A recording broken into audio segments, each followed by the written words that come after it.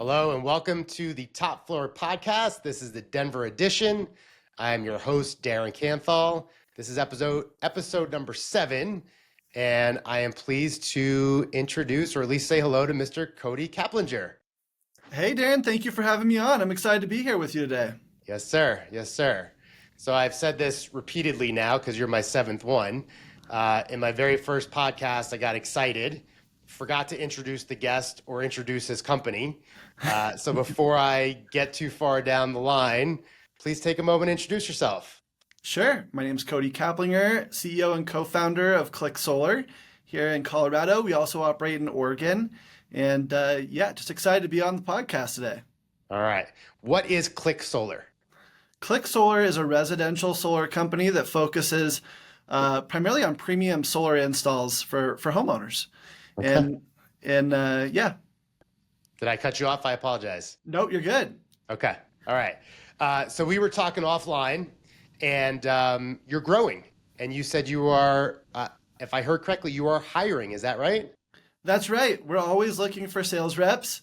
It's becoming harder and harder to find people that are motivated and hardworking, but we're constantly looking for sales reps. And if anybody wants to look at what it would look like joining our team, you can reach out to me directly through social media on Instagram or call into our office. My Instagram handle is @CodyCappy, and that's probably the easiest way to reach me. Okay, perfect. Let's just take a moment since we're here. And if there's anybody listening that might be qualified or knows someone's qualified, what are some of the characteristics or qualifications you look for in your sales folks? Yeah, grit, the ability or desire to want to learn communication skills and time management skills and be able to really get mentally tough, because selling solar can be challenging. And a lot of it's door to door. And that teaches you a lot really quickly. And we're looking for people that are just eager and hungry and want to learn so that we can foster them into success in our company. Okay, cool beans. You have a buddy of mine that just left corporate America. He's going the financial advisor route, and he has literally knocked on doors, and he said it's a trip. He said his best story or stories are the ones where the front door is open and there's a screen door. He's standing there, and the person walks up and just shuts the door in his face. Oh my gosh. Yeah, that would probably create a pretty awkward moment. Yeah, it was. And to his credit, he laughed it off. I got to give him credit. I'm not sure I'd be so graceful, but what can you do, right? Yeah, that's right. You meet some characters out there, that's for sure. Yeah. All right. So I don't know a lot about your story, and I kind of do that on purpose, but I do know you started your business in 2019. Is that correct? Yep, that's right. Okay. How did you get into this business? Yeah, good question. So I originally came from the mattress industry or previous to this. And the mattress industry is a lot of fun. I loved it. But in the retail space, a lot of that's transitioned online. If you've heard of like Purple Mattress and Tuft & Needle. And so the industry was dying in my eyes, the retail mattress stores. Along with that is it didn't matter how much we spent on marketing. It could snow and nobody would come into the store. So I could fire all the sales reps up. I could be fired up myself. And then you just sit there and twiddle your thumbs all day, kind of waiting for a customer to come in the door. And with solar, I started researching what's an industry that's future-proof, and landed on solar. So I thought, hey, this is going to be on every roof that this will work with. And in the future, it's really important for our integrity of the power grid. And then I found out that it's mostly done from knocking doors. So we get to control the door swings and opportunities that we get as a company based on our sales force and how driven they are and how well we train them to go out and serve the community. All right. So maybe give us just a little window. Knocking on doors in and of itself has its own knack and nuance. Mm-hmm. What are some of the best openers, or how do you like maximize the chance that someone's even going to talk to you in the first place? Yeah, good question. So we operate a little bit differently, and I call it the anti-salesman tactic.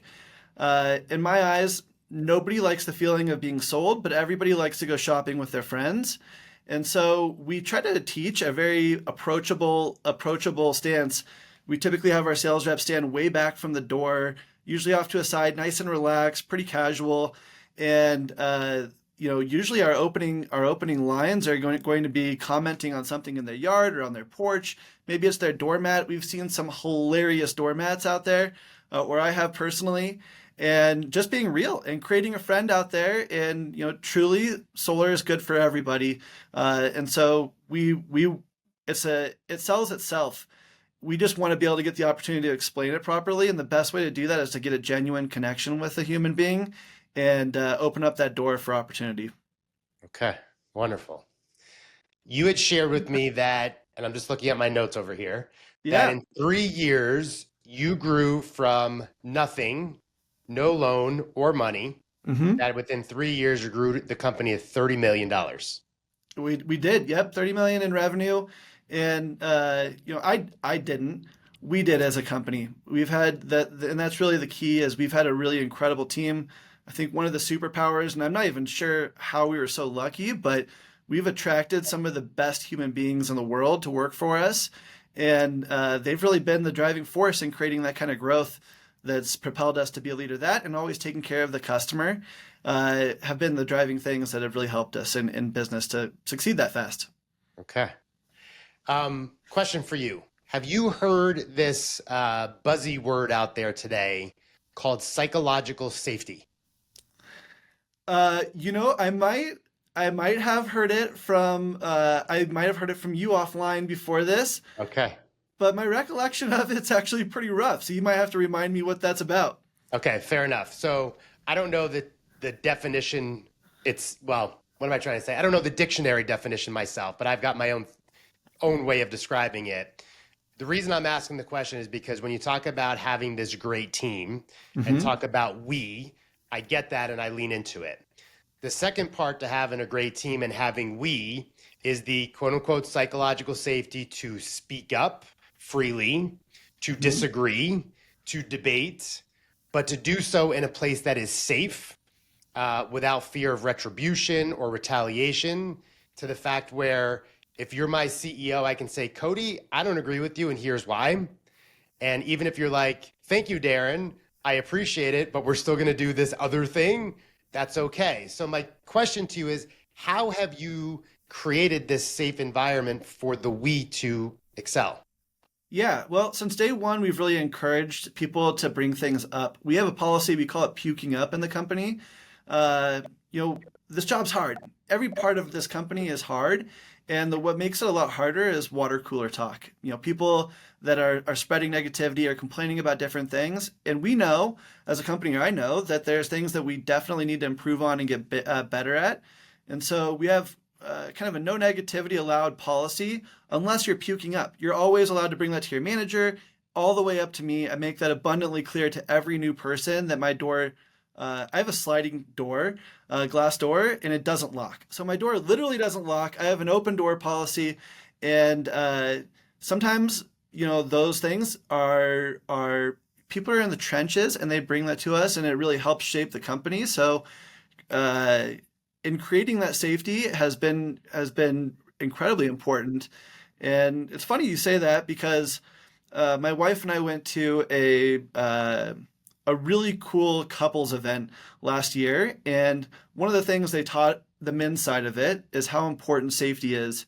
And that was really an unlock for me. I think I've been pretty good at that in my life, but it's something that I've been constantly focusing on is the environment of creating safety puts everybody at ease and allows for flow to happen.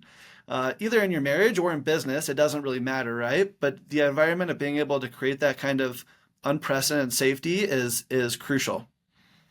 All right. I love that you just opened that door. Yeah, man, step into it. One of the things that you and I talked about, and for our listeners, is really the human experience is shared, right? Just so happens we're a podcast talking to CEOs and presidents and founders, and still the human experience is shared. So you talked about this really cool event with your wife on the male side, talking about safety. Maybe go a little deeper. What were the things they had shared about safety, and what are some of the things that you employ these days? Yeah. So, I learned a lot in that event. And so there's trying to figure out what to unpack on that. So one, I learned that how important it is as a leader to calm your nervous system down, and how much that creates safety for people. And one of the ways that they taught us is breath work to do that, which has been really crucial. And uh, sometimes just being able to pause and give yourself some time to digest something before holding space for a group or an individual can create a calmness in your nerves and safety in yourself that then you can hold a container for other people to do. And if you come at something, it's the same thing with knocking doors. But if you come at something with a high level of energy and charge, good or bad, the other person is likely going to reflect that energy to you. And so that's part of it, right? Being able to calm yourself in those moments when you're extra charged to be able to create that safety for someone else. And ultimately, it's about not taking whatever the conversation is. For example, what you said, what brought us into this is you asking about creating safety in employee conversations. The shift, and this is marital or in business, is, hey, is this person saying something that I could take offensively that would maybe I felt really strongly about? Instead of learning about and kind of diving in or leaning into curiosity of, hey, what are they getting at? Why is this their perspective? And what value is there here for us to talk about? And oftentimes things that would have felt like an attack are things that I agree with them on. Both my wife and them. It's like, yeah, you know what? That is a real problem, and I can totally see how that would feel that way for you. And what are some ways we can get better at that? And ultimately, that's created a lot of safety. And I learned that partially. Some of that has been natural, but partially from that couples retreat is how important that is to stay grounded in those situations and bring that safety. All right, I'm going to ask you more a personal thing, not like the most Yeah. personal, but you personally. And for full disclosure is I struggle with getting hijacked in the moment. Okay. I get the breath work, and I don't mean that as in like I understand conceptually. Like I understand, I do some of this work. Yeah. What I'm curious about, the personal question is, how do you personally, as you're getting triggered or hijacked or elevated, how do you de-elevate? How do I de-elevate? Yeah, well, for starters, hey, I'm human, and it's not always it's nothing has ever always been successful at this. So I have kind of a toolbox of things, and it depends on the environment, right? If it's a conversation where I'm starting to feel charged, one thing that I've found that's been really effective for me personally is holding my breath a little bit. Instead of taking a deep breath, holding it for a little bit. There's an incredible book, I think it's called Breath, that talks about this, and it's a way to be able to calm your nerves. And so I'll hold my breath for a little bit. Another way is has been box breathing, which is in for 4 seconds, hold for 4 seconds, out for 4 seconds, or trying to breathe down to the lower part of your belly. And so some of those things have been effective and helped. Sometimes it's just getting outside and going on a walk. If it's a situation that just is a doozy, sometimes for me, it's a matter of just getting out into nature or exercising my body some way that I can get out and discharge that. And naturally, I just seem to feel a lot better. So that, along with the fact that I've gotten a little bit better of trying to set expectations, something I'm working on right now, setting expectations that, hey, I don't love being surprised. So if I can have an idea of what the meeting is about, I can start digesting it before we have it, and maybe be a little bit more open to. I will definitely be more open in the conversation and trying to set that as a standard within the company. I so relate to what you're saying. Um, so my partner Rachel and I have partnered in business just recently, Oh, awesome. and a lot of our personal stuff bleeds into business and vice versa. Now, for me, is my work is I get irritated rather quickly, and irritation shows itself in impatience. I bite. like I get pretty pointed, you definitely hear it in my voice and you definitely see it on my face.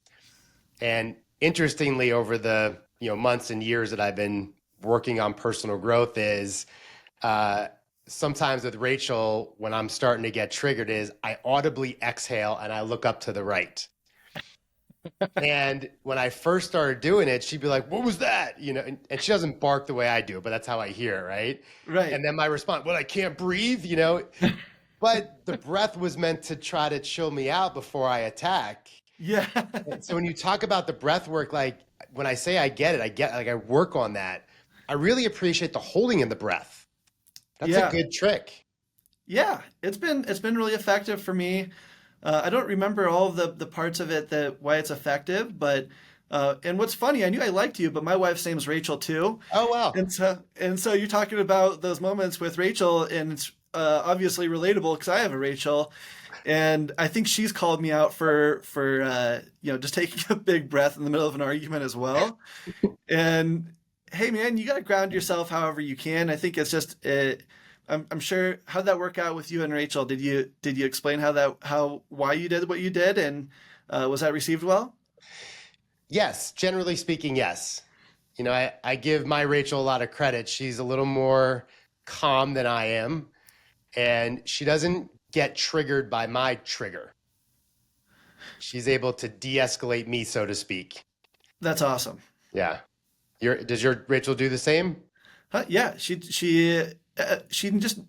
I have to be able to explain it not in the heat of the moment, Yes. and it's received extremely well. She's very good at understanding that, and there's other tricks that I do to remain a little bit more calm and grounded through the week, and that's something we've worked with in our relationship. One of which is on Sunday nights. We have a house that has a basement.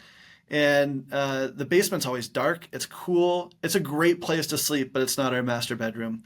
And so on Sunday nights, Rachel and she lets me go down to the basement after we put our son to sleep at 7 p.m. And that's when I get to journal. I'm watching some educational videos to set me in the right mindset for the week, and just get really grounded. It's quieter down there. And I've found that that's had a crazy impact on my week, and how emotionally grounded I am throughout then is just having that opportunity. But at first that came off as, "Hey, you want a sleep divorce?" I'm like, whoa. That's not where I'm getting at with this. And over some conversations, she came around to it, and now she's even looking forward to it for me, which is really cool to have that kind of support in my life. All right, so that's one of your routines, a Sunday night routine of this journaling and education videos and some time to yourself. Yep. Okay. Yeah. Cool. Are there any, so on the educational videos, is there anyone specific you follow or particular topics that you look at? Yeah, I love, right now I love Dan Martell. He's the author of Buy Back Your Time, and really been resonating with his content. And I'm trying to think of who else I really like. There's a guy, he just came out with a Netflix show, Ryan Serhant. Ryan Serhant, that guy cracks me up. His videos are hilarious, but for me, it's a lot about just getting in a good mood to start the week. And I have developed over the years a Sunday night anxiety for the week to come. And being able to knock that out and put myself in a positive frame with really any educational or self-improvement content has been super effective. That affects my mood the next morning and all through the night. I'm able to sleep. It's great. I don't know exactly what to say other to commend you for that routine, but there's a lot of people that have anxieties or issues or things that they don't do anything about. And the fact that you recognize that you had these Sunday anxieties, or the case of the Mondays, I think some people call it, whatever, right? Yeah. Sunday scaries or something. But anyway, the fact that you create a routine to positively impact the anxiety, like, it's remarkable. That's huge. I love it. Well, thank you. Yeah. Looking at my notes again, my eyes are not wandering. So you had mentioned to me, one of the things that I made a note of is, let me just find it real quick, that you said, as a father, a CEO, and a husband, I learned quickly how to lean into curiosity.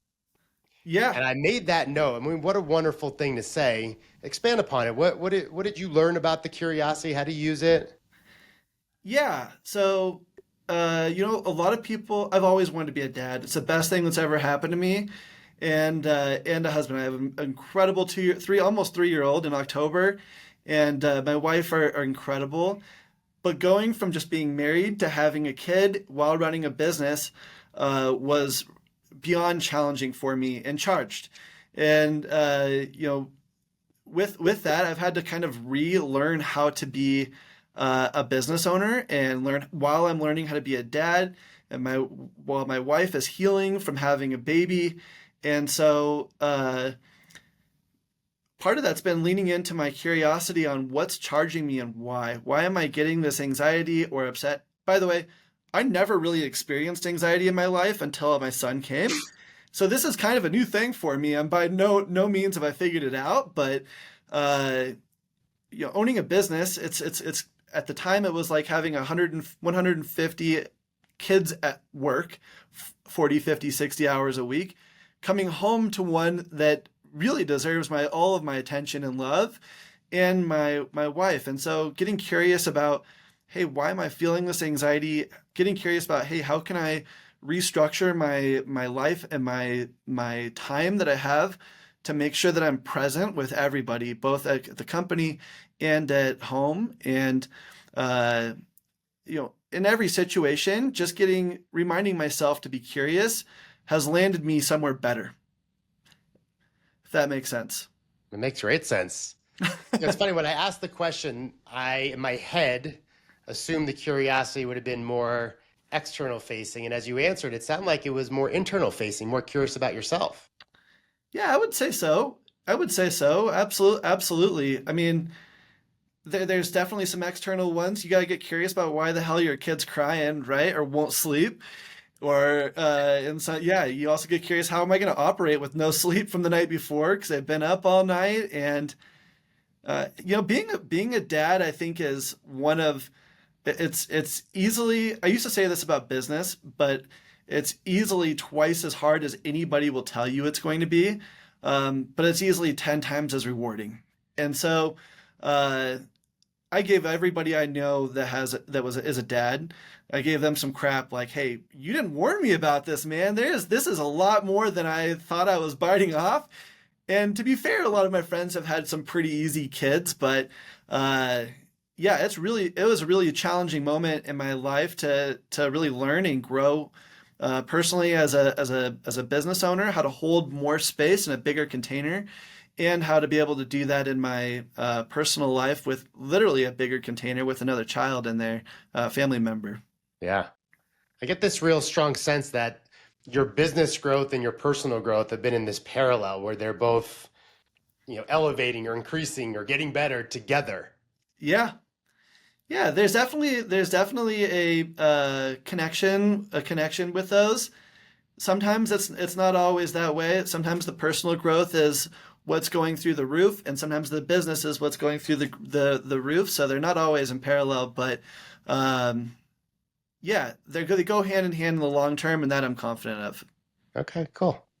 What are some of the things? So let me stop, slow down. We're nearing the last quarter of the year. And I'm Yep. curious, what's left on the table for you in 24? Yeah, so I'm really excited. I'm going to start a podcast. I've had a podcast in the past, didn't really take it seriously, and I've gotten kind of fired up recently about restarting one. It's going to be called the Pressure is a Privilege podcast, where I'm going to interview a similar guests to what you have on here, and I'm really excited about that and learning more about content creation and how that's going to help the business. And this has been a very interesting, challenging year, being an election year. And so we feel that the rest of the year is really bright for us as a company.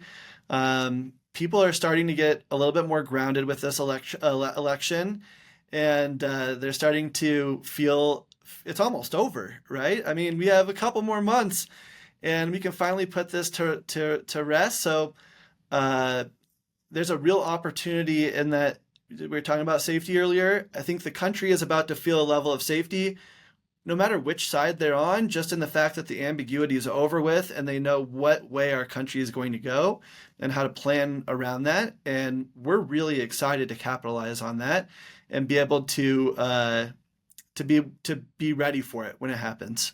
Yeah. Something you had said to me more when we first met, and please don't let me misspeak and not take too many liberties. You talked about just now the challenging year of 24, Yep. which I assume, and if I remember correctly, revenues are a little down for you. Is Yep. that, as revenues are down, what have you and your partners, your executive team, et cetera, what have you done to set yourself up for future growth, but also to keep everyone motivated? Yeah, absolutely. It's, we've done a whole host of things from reducing our expenses this year because it has been a challenging year. The interest rates have not been favorable for us financing solar to homeowners, and the election year creates a lot of ambiguity. People have a hard time making decisions on years like this. So we've learned how to get a lot more efficient with what we have, and we've started. The first part of it was cutting expenses, and that rapidly turned into how do we create better processes within the company to make the pipeline flow. So in solar, it's a little bit complicated. From sale, we don't just get to go install on the roof the next day. We have to go through engineering. We have to do permitting, work with the utility, and so we don't, as a company, make any money until the job is installed. Typically, that can take a couple of months, and so the shorter that time window is and more efficient, then the happier our sales reps are, our customers are, and the better the company is sitting as far as a cash flow perspective. And so we've really focused in on dialing in our processes. We've reinvented our CRM, that's the ultimate and terrible things to me. I hate softwares, and we've really gotten to a point where we can automate as much as we can with still putting as much of a human touch as possible on the customer side. That's really set us up so we can handle a significant amount of volume with it costing the company a lot less money. I wish I would have learned this the first time around, because it would have been a lot better when we were doing 30 million in revenue, but it's incredibly valuable lessons that we've learned. When you talked about grit earlier and the characteristics of your salespeople, I think about that too for you and your company, right? I remember hearing or reading this thing a while ago about the companies that, I'll say, this is too strong of a word, but the companies that survive economic downturns are often the ones that will accelerate and thrive when we're through it because of the grit and the perseverance. And yes, you took some operational and tactical decisions and right, the CRM and operationalizing things and creating new processes and procedures. I mean, I should rephrase, I would assume that is only going to set you up for even greater success 25 and beyond. Yeah, I'm 100% certain that's the case. And I hope so. That's where we put all of our eggs in that basket of making sure we're ready for it, because I'm confident it's going to happen. And that's the lens you have to look at, I think, of as a business owner. And in this climate, there's some industries that are crushing right now, but a lot of industries are really hurting right now. And it's interesting to watch who's hitting the easy button and tapping out. And it's the ones that are really not only just keeping their head above water, but trying to figure out how to make themselves better as time goes on, that I think are going to do really, really well in 2025. Yeah. There's one thing that you said earlier I wanted to come back to. I made a mental note and then forgot until just now. Yeah. But you had talked about getting curious about people's perspectives. And I remember as a younger man, I regularly assumed negative. I assumed that you did something viciously or sinister to, fuck me over, hurt me, whatever. Yeah. And I had this boss that must have got tired of my nonsense or whatever. And she taught me this concept of API, assume positive intent. I like that. Which is, if I take what you did negatively to play the mind game of, well, assume that you didn't do it to hurt me and assume that you did it with a positive intent, and then be curious about that. Like, why would they have done it that way? What is the positive intent? And it was really pretty transformational for the way I thought about life. That's awesome. I think I've always leaned on the positive side of things. The negative thoughts are a lot more internal than they are what's coming to me externally, and so, um, but I can't imagine life going like that. When my mind does shift that way, which it does from time to time, I realize it, and luckily I'm a very cognizant person. So when I realize that that's happening, it's just not a fun way to go through life. I love that API, and I think that ultimately is it's just a happier way to live, let alone the success that will inevitably come as a byproduct of that. All right, you went somewhere else now I want to go into. Do it. When you recognize the negative self-talk or negative narrative or just negativity, right? Being the cognizant guy you are, how do you overcome it, or how do you shift the mindset? Yeah, so a couple of things. The biggest step is becoming cognizant of it. A lot of us can get in these patterns and not even know that we're doing it, and when we're really negative. And so the first thing is to become really aware of it. And when you do that, when I become aware of it, I then try to make myself a promise of it. For example, this happened to me probably 2 months ago. My workload went through the roof. We had some people that we separated with, and I picked up all of the work for it. So it essentially tripled overnight, and I went through a week of just complaining about that I am taking on triple the work. And at the end of the week, I had an epiphany that I had done that and became aware of it, and really frustrated because I know that's not who I want to be as a human being, especially somebody who's complaining all the time or at all. And so the first thing I did is text my wife and my business partner and said, "Hey, I realize I complained a lot this last week. I'm sorry. I was probably a real pain in the ass to be around, and appreciate you putting up with my shit. But essentially, I need you to hold me accountable going forward to not be that person, because that's not who I want to be as a human being. So if you see that I'm, talking a lot that's negative, or if you see that I'm complaining a lot, you guys are around me the most, and I need you to hold me accountable to do it to that." And that's been really helpful. Is neither of them have actually called me out on that. But cognizantly, if I'm about to say something and complain around them, I know that they can call me out on it. So I just don't say it. And that's helped me a huge amount of accountability and just throwing that out there with them. Nice work, man. I love it. Yeah. This is ongoing work for me. It was a lot of my life has been lived through a negative narrative. And I never even knew that was I never realized what was going on in my brain. Meaning, like, it was just the narrative of life. It was just this like negative onslaught of stuff, judging you and judging myself. And it wasn't until about 4 or 5 years ago that I was made aware of the negativity. And to your point, I am cognizant of it now, and I see it as like almost like a third party observer of my own brain. It's kind of fascinating to me. Yeah, it's ongoing for everybody, Darren. I think this is human nature, as our minds do go to dark places, and it's important work, I think, for everybody to focus on. And same goes with trust, right? That's where my negativity typically comes into play. Is somebody really did screw me over, and now I don't trust people around me. And so a mentor of mine told me when I was venting to him about it, he said, "You want to know the secret on how to know if you can trust someone?" And I said, "Yeah, let me know. How can I trust someone?" He's like, "Well, you trust them and see what happens." I'm like, "Oh my gosh, it's so simple, but it's true. Ultimately, you never know if you can trust anybody until you do. So why not go into it with a positive outlook that, hey, I'm gonna trust this person and see where it goes. Lean into the curiosity again, and watch it. You don't have to trust them forever, but may as well give them a shot and try." Yeah. It's interesting you say trust. I'm listening. I don't read books too much anymore, but I'm listening to The Speed of Trust by Stephen Covey. And How is it? it's so far so good. Yeah, there's someone in my network that like it's his thing. He loves this book, and all of the teachings are like fundamental, foundational to his makeup.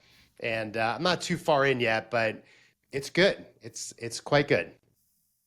Awesome. I'll have to read that one. Yeah. All right, we're getting close to the end of our time, Cody. Any parting thoughts that you'd like to share? Yes, I'm really excited about this podcast, and I'm really trying to grow my social media. So if anybody listens, please come follow my page on Instagram at Cody Cappy, CodyCappy, and look out for my new podcast to come. And also just want to take a moment to thank you, Darren, for having me on the podcast, and the Top Floor team for reaching out and setting this up. Honored to be here, and I really appreciate this opportunity. Awesome. We'll include your socials, website, all this stuff in the notes. So anyone listening, click below. Cody, this was awesome. I appreciate your willingness to go a little deeper than the surface. And I really appreciate you sharing about a lot of the personal growth that you're going through and that you practice, and also how that influenced the way you lead. That was really cool. I enjoyed that. Yeah, thanks, Darren. That was great. All right. Have a great day. We'll see you. Thank you.